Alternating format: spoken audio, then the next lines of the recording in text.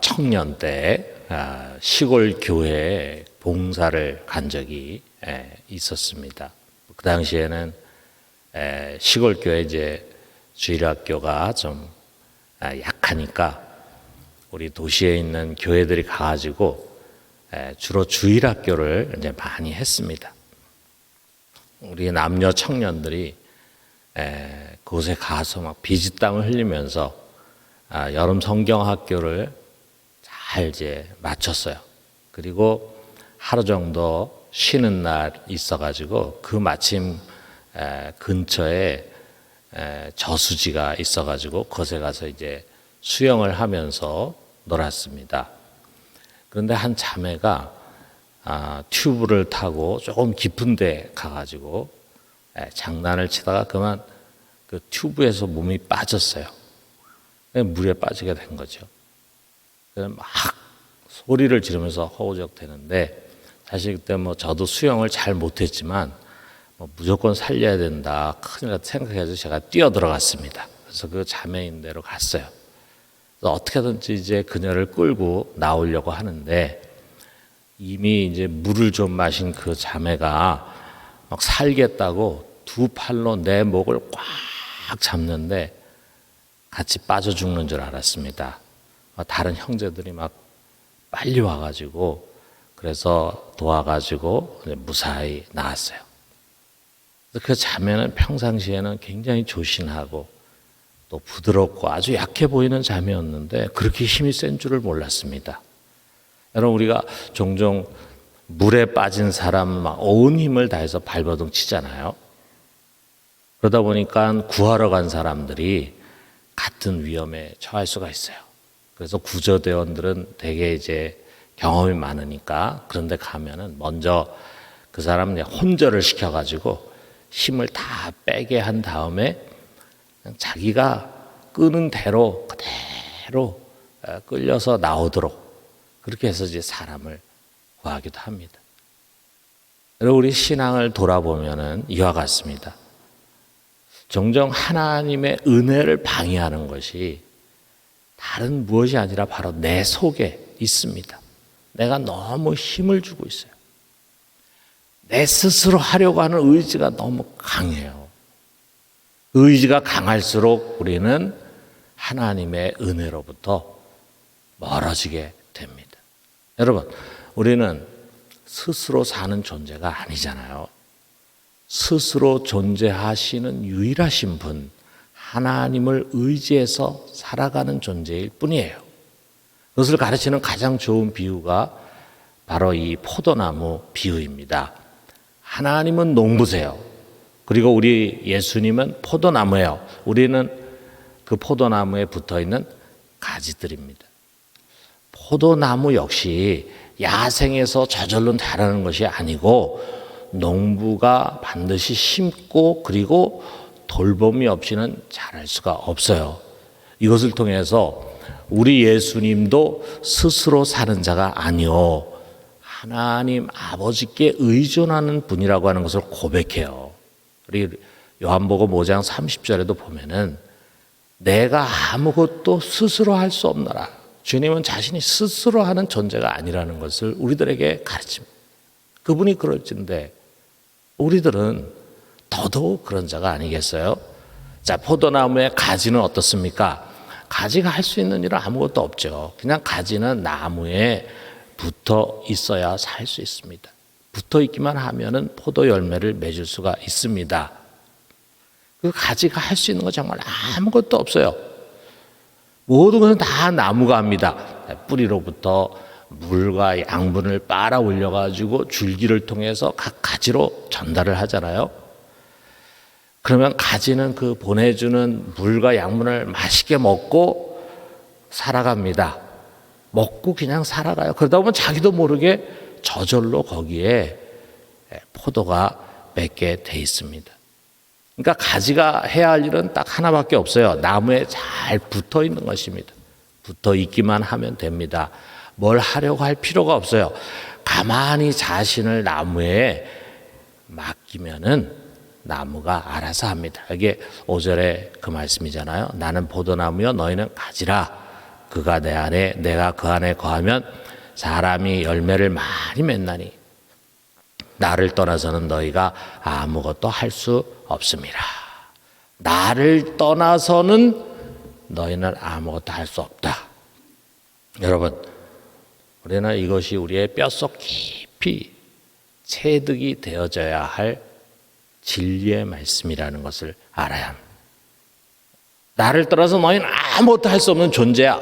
우리의 전적인 무능, 이 아무것도 할 수 없는 존재라고 하는 무력감이야말로 신앙의 첫걸음이고 또 마지막 걸음입니다. 신앙의 첫걸음이라고 하는 것은 여러분, 우리가 어떻게 구원을 받습니까? 십자가를 통한 하나님의 의를 받는 거예요, 선물로.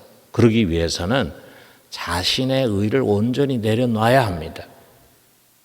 신앙의 마지막 걸음이라고 하는 것은 우리가 영적으로 성장하고 성숙해 간다고 하는 것은 결국 무엇을 잘하는 유능한 사람이 되는 것이 아니라 자신의 힘으로는 아무것도 할 수 없는 존재라고 하는 것을 깊이 깨닫는 사람, 그 사람이 성숙한 사람입니다. 주 안에 거하지 않으면 우리는 아무 쓸모없는 존재가 되고 맙니다. 6절에 보니까 사람이 내 안에 거하지 아니하면 가지처럼 밖에 버려져 마르나니 사람들이 그것을 모아다가 불에 던져 사르느니라. 이 철저한 무력감과 무용함, 여기서 우리는 기도하지 않을 수 없는 기도의 사람이 되는 것입니다. 여기서 우리의 기도는 정말 진실한 기도입니다. 형식에 젖어 있는 그런 기도, 안 하면 안 되니까 그냥 하는 그런 기도가 아니라 정말 진실한 기도. 하나님, 당신의 도우심이 없다면 저는 오늘도 살 수가 없습니다. 기도하지 않으면 살 수가 없습니다. 이 고백이 나온다 이거죠. 근데 정말 저 자신을 돌아보아도 그래요. 기도를 소홀히 하게 되고 기도를 나태하게 될 때가 있습니다. 그렇게 되는 원인은 뭐냐면 바로 이 단순한 진리에 대한 망각에서예요. 나도 모르게 은근히 내가 갖고 있는 경험, 나의 능력과 힘으로 잘할 수 있다고 생각한다. 그 정도는 뭐 내가 충분히 할 수 있지, 이런 생각을 갖습니다. 내 의에 사로잡히고 자신감으로 가득 차 있어요. 사람들이 인정하고 칭찬해 주는 것으로 우쭐해져 있어요. 아니면 뭐 어떻게 알아서 되겠지라고 하는 요행에 알게 모르게 나를 맡기고 있어요. 저는 이것을 영적 게으름이라고 말하고 싶습니다. 사람이 게을러지면은 변명할 것이 많아집니다. 뭐 어떻게 되겠지, 좀 더 자자, 내일 하지, 뭐 그런다고 무슨 큰일이 나겠나, 이렇게 하루하루 나를 합리화하면서 기도를 게을리하게 됩니다. 그러면서 많은 실패를 경험했습니다. 열매 없는 실패 말입니다. 뭐가 되는 것 같아요. 그럼 사실 되는 것이 없어요.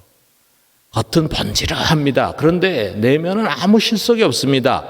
주로 사람들은 겉만 보잖아요. 겉만 보는 사람들은 좀 잘한다고 박수 칠지 몰라요. 그런데 하나님이 보실 때는 아무런 열매가 없이 잎만 무성한 무화과 나무와 같아요.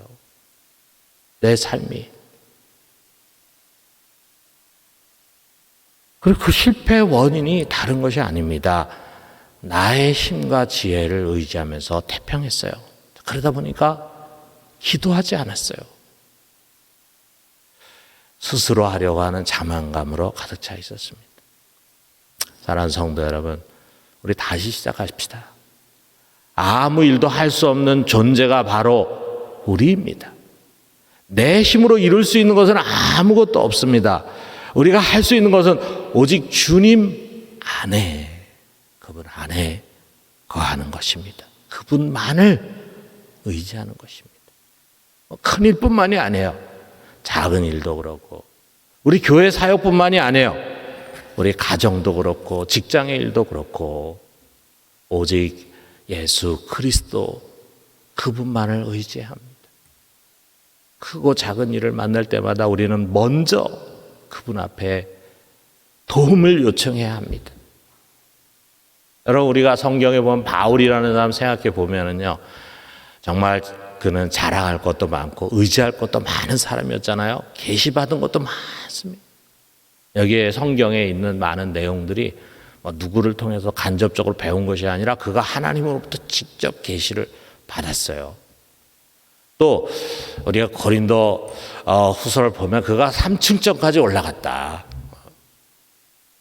그런 경험을 한 사람이 누가 있겠습니까? 신비한 체험도 많이 했어요. 또 우리가 사도행전에 보면은 사람들이 이 바울의 손수건이나 앞치마 같은 것을 가져다가 병자 위에 얹어 놓으면은 병이 낫고 그리고 악귀가 떠나갔다. 그런 내용이 나와요. 능력의 사람이죠.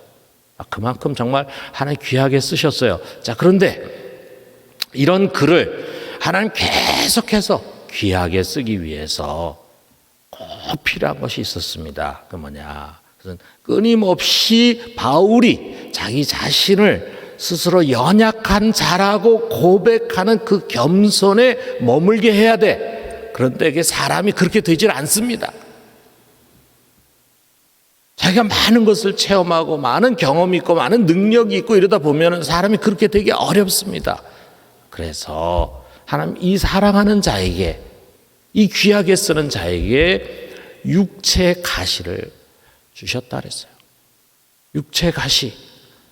크게 뭔지 바울이 아주 구체적으로 표현하진 않았지만 어떤 큰 병인데 사람들 앞에서 그를 부끄럽게 만드는 그런 병, 신체적인 결함, 그런 것이었을지 몰라요.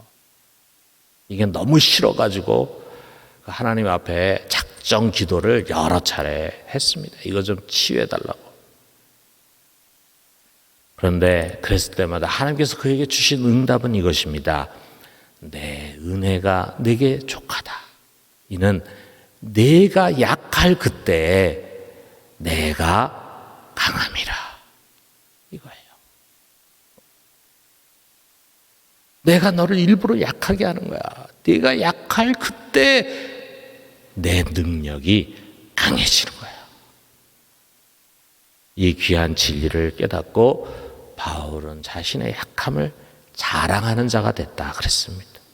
여러분, 자신이 부족하고 연약하고 무기력한 존재임을 철저히 깨닫는 그곳에서 비로소 하나님이 역사하시고 그의 능력으로 일하십니다. 그러면 거기에는요 반드시 아주 귀한 열매가 맺게 됩니다. 겉으로 사람들이 볼 때는 대수롭지 않은 것 같지만 하나님 보실 때 영광 받을 만한 열매가 그 속에 맺혀지는 거예요. 기도에서도 우리가 자신의 무능함을 처절히 인정하고 하나님 전적으로 의지할 때 하나님의 역사가 우리 속에서 일어나게 되는 것입니다. 뉴욕의 유명한 설교자로 심슨 박사라는 사람이 있어서 설교를 참 잘하시는 분이었는데, 근데 이분이 몸이 너무 병약했습니다. 항상 병을 달고 살았는데 제일 큰 병 중에 하나는 2개의 신경 파열이 있었다 그래요. 그리고 심장이 너무 나빠가지고 의사가 38살에 이 사람을 진단해서 뭐라 하냐면 당신 40세를 넘기지 못한다. 이렇게 이야기를 했어요. 설교하기도 고통스럽고 조금만 경사진 곳으로 올라가도 숨이 차가지고 막 숨이 막히는 고통을 느꼈습니다. 하루도 아니고 이틀도 아니고 얼마나 힘들었겠어요. 막 절망과 좌절에 빠진 거죠. 그런 이 심슨은 어느 날 성경 속에서 병고침이 예수님의 중요한 사역이라는 것이 가슴에 팍 와닿았어요. 그리고 얼마 뒤에 산책하던 중에 한 통나무에 걸터 앉았습니다. 그리고 거기서 기도하기 시작했어요. 다른 기도가 아니라 그는 자신의 완전한 무력감을 하나님께 아뢰습니다.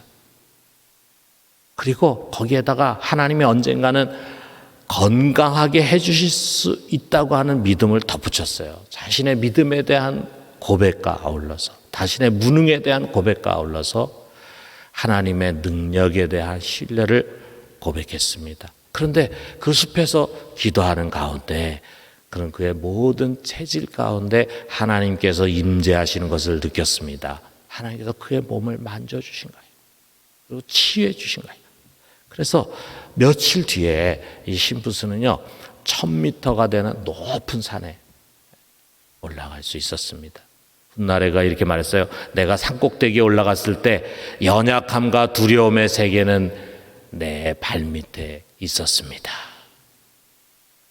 후로 그의 심장이 치유가 되고 왕성하게 사역하면서 40세까지밖에 살지 못할 것 같았다라고 의사에게 진단받았던 그가 76세까지 살면서 사역을 했습니다.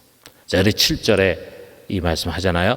너희가 내 안에 거하고 내 말이 너희 안에 거하면 무엇이든지 원하는 대로 구하라. 그리하면 이루리라. 우리가 주님 안에 거하는 것은 우리의 전적인 연약함과 무능함을 고백하고 그만을 의지하는 것입니다. 여러분, 오늘 우리는 이 분명한 원리를 가슴에 담고 연약함으로 그분 앞에 나가서 하나님의 온전하신 능력을 체험할 수 있게 되기를 주님의 이름으로 축원합니다.